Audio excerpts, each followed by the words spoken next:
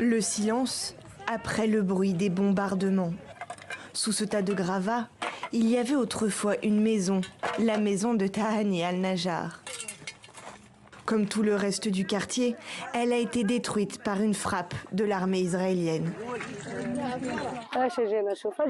Quand ils ont dit qu'il y avait une trêve, nous sommes venus revoir nos maisons.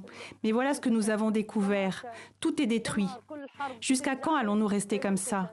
Plusieurs membres de ma famille ont été tués, ainsi que nos voisins et nos proches. Beaucoup d'êtres chers. Comme des milliers de déplacés, Tahani a pris la route dès les premières lueurs du jour vendredi, nourrie par un espoir, rentrer chez elle. La réalité est tout autre. À 58 ans, il ne lui reste plus rien. Elle espérait pourtant retrouver des fragments de sa vie passée, des objets ou encore quelques vêtements pour ses 5 enfants. Sans toit pour se mettre à l'abri, elle va devoir retourner dans le centre pour déplacer d'où elle vient et où la vie est plus que sommaire.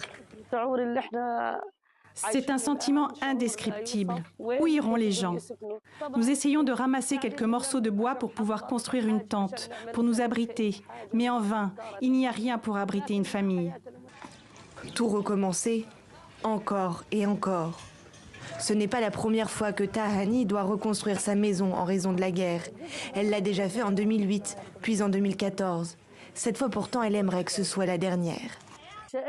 Dites-moi ce que nous avons retiré de cette trêve. Cela n'a fait que nous faire mal au cœur. Quelle est la solution pour nous? Il faut conclure à une trêve permanente. En pleine période de trêve, alors que des milliers de Gazaouis tentent de rentrer chez eux, l'armée israélienne prévient déjà via ses tracts que la guerre n'est pas encore finie. Elle leur déconseille notamment de se rendre dans le nord du territoire où se trouve la ville de Gaza, toujours considérée comme une zone de combat.